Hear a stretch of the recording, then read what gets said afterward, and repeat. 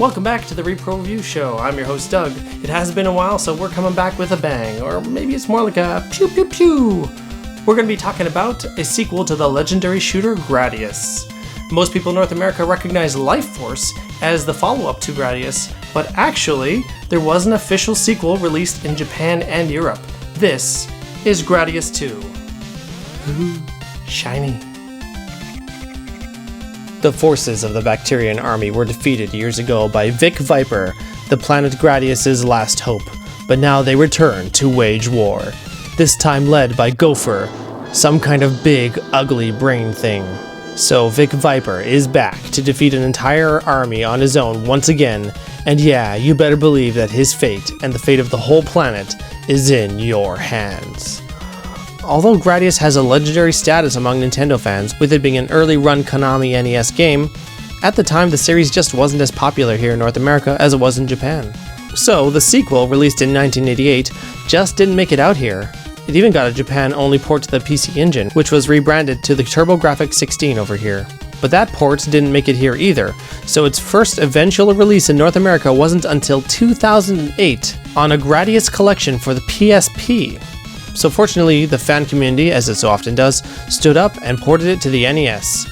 It has the proper English translation too, not that it matters since, let's be honest, you just fly to the right and shoot. Gradius II is a logical leap forward from its predecessor. As I mentioned, Gradius was a very early release on the NES, and so it looks pretty rudimentary. This game pushes the NES hardware a little harder. It's not the best looking game on it, in fact it's held back a little by the limited color palette of the system, but there's a lot more detail and textures to the background and ship designs. Some of the terrain looks a little more alien from the last game, and there's a lot less empty space. It really does make the graphical gap between the first game and Gradius III on the Super Nintendo not so drastic, though that was obviously a much bigger step than this one was. While a lot of levels have a very similar look to the first game, Level 2 is noticeably influenced by H.R. Giger. Or maybe the Alien movie specifically. I mean, seriously, look at this. It's like an alien egg if it could walk around. Now that is the stuff of nightmares. Gradius is one of the classic side-scrolling shoot-'em-ups. It's based off of a classic arcade game, which means that it had one job: suck back as many quarters as possible. And while some NES ports acknowledge that home console versions should have some quality of life changes made because once you buy the game, you've bought the game, the Gradius series is not known for pulling its punches. This was a strategy for old games to have more replay value.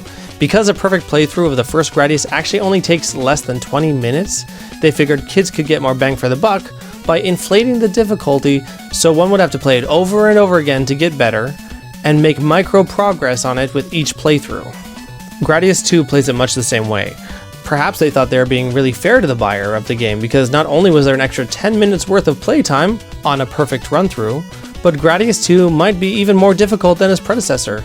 So yeah, kids can play this over and over again. Just don't expect any significant progress without hours and hours of devoted playtime. The difficulty comes from the fact that Vic Viper is the one and only fighter against an entire alien army. I guess it's kind of like a side-scrolling Star Fox in that respect. You know, if the R-Wings in Star Fox were made of paper mache. The difficulty comes from the fact that Vic's ship will be completely destroyed with a single hit, whether it's from enemy blasters, kamikaze pilots, or the slightest nudge of any terrain. Despite this being the only ship of the Gradius fleet, it is not the least bit spaceworthy. Good luck, Vic. I hope you made your peace with Jesus. Or whatever the Gradius equivalent of Jesus is. Maybe it's just Jesus with a G? At the beginning, you choose from 4 different weapon selections, and then you'll probably have to take them out for a test run and see which one you like best. I really took to option 4, but they all have their strengths and weaknesses. At the bottom of the screen, there is your weapon select. Through the game, you destroy enemies who drop power-ups. The blue ones are a clear-all bomb, but don't get too excited, it only gives you like a second to catch your breath. Mostly they'll drop these orange power-ups, and each one you collect moves your selection over, and you'll have to press A to select the highlighted weapon. This is a really tricky selection system and it will lead to many deaths, but you do eventually get used to it. You'll want to speed yourself up as quickly as possible because your ship is a bit sluggish, but I recommend only once because I personally have trouble with precision flying, and you will definitely want to get options.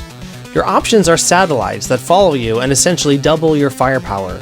They shoot what you shoot and they don't take any damage. They are essential to your survival.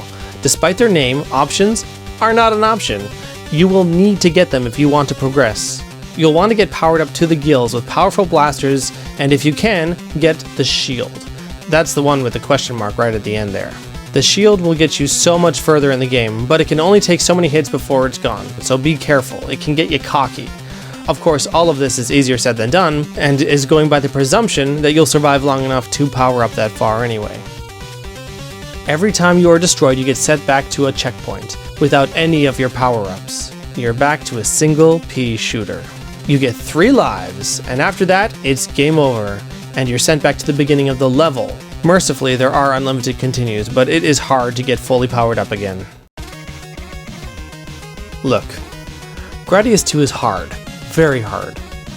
Actually, too hard. I went into this game knowing that I would have to get good, but I'm not convinced that you can get good enough to beat it. It's not just about skill and memorization, but often it just comes down to dumb luck. You can easily get killed by just having the rhythm of your blaster off for just a second. You can be fully charged up with tons of options and a shield and nudge a rock and explode, completely setting back your progress. Even the reload sections before each level are easy to die in because you have to kill enemies to get the power-ups. And they're plentiful and fast, so you have to think quickly and choose the order of which power-ups you use first very carefully. If you miss too many orange containers, you could be hooped getting into the level proper, and you may as well die until you get a game over because you'll go back to the checkpoint, not to the beginning of the level where you can properly arm your vessel. This game is so hard that I captured over 3 hours of footage, and I only got to level 3. And that's only the footage I captured. I played a lot more than that. Those are the moments when I thought I was starting to make some progress. I played until I was too tired to play, but with no battery save or password option, I wasn't sure if I could ever make it to where I was again in any reasonable amount of time. So I had no choice but to leave my NES on overnight and just try it again the next day. And then came the music. That music cue when you come back to life is now forever burned into my skull. I may have heard that music clip more than any other piece of video game music in my entire life.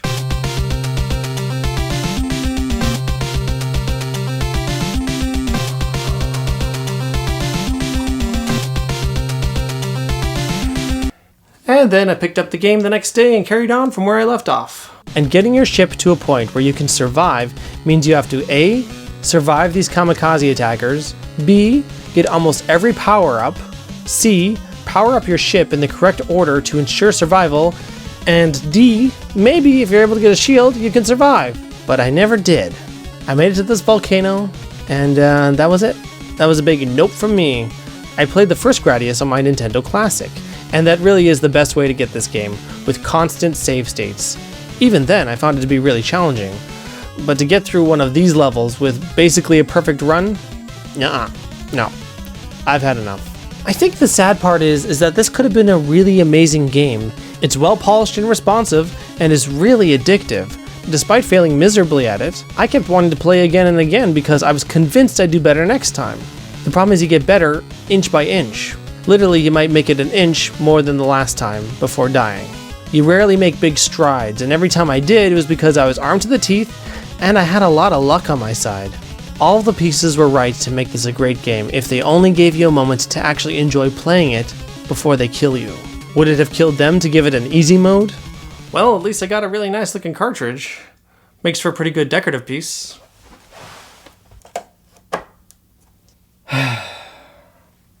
Except now, every time I look at it, I can hear it taunting me, reminding me of my failures.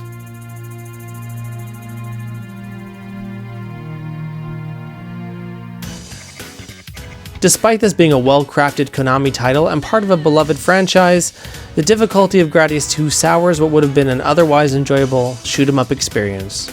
This game is not for the faint of heart or the easily frustrated. This must be what everyone's talking about when they refer to something being NES hard. But if you've played through the first Gradius and are looking for another challenge, this game can certainly oblige. So in the end, I have to give Gradius II 2 out of 5 Vig Vipers. That is a game for hardcore fans.